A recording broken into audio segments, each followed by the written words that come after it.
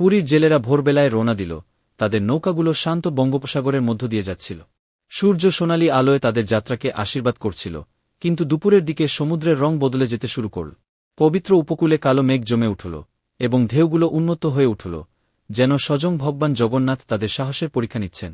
সবচেয়ে বয়স্ক জেলে রমেশ স্থির হাতে দাঁড় ধরলেন, আর ছোটদের মুখ ফ্যাকাশে হয়ে গেল।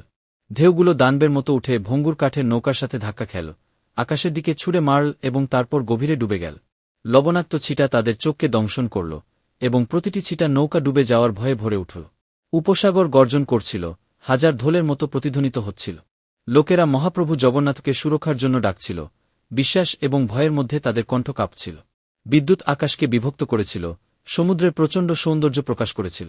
এক মুহূর্তের জন্য জেলেরা ভেবেছিল সমুদ্র তাদের চিরতরে দাবি করবে। কিন্তু ঐক্য এবং প্রার্থনার মাধ্যমে তারা ঝড়ের বিরুদ্ধে লড়াই করেছিল, প্রবল ঢেউজের বিরুদ্ধে নৌকা চালিয়েছিল। ক্লান্ত, ভিজে, তবু জীবিত, তারা অবশেষে পুরীর তীরের অস্পষ্ট রেখা দেখতে পেল। ভয়ঙ্কর যাত্রা তাদের আত্মাকে নাড়া দিয়েছিল, কিন্তু সমুদ্রের অসীম শক্তির সামনে তাদের নত করে দিয়েছিল। পরিবারকে নিয়ে পুরী দর্শনে এবং সমুদ্র দর্শনে গিয়েছিলাম এবং সেই ভয়ঙ্কর দৃশ্যের সম্মুখীন ছিলাম। দেখেছিলাম কীভাবে জেলেরা তাদের পরিবারের মুখে দুটো অন্ন তুলে দিতে কঠিনতম লড়াই করে সমুদ্রের সম্মুখীন হচ্ছে, যা খুব বিপজ্জনক।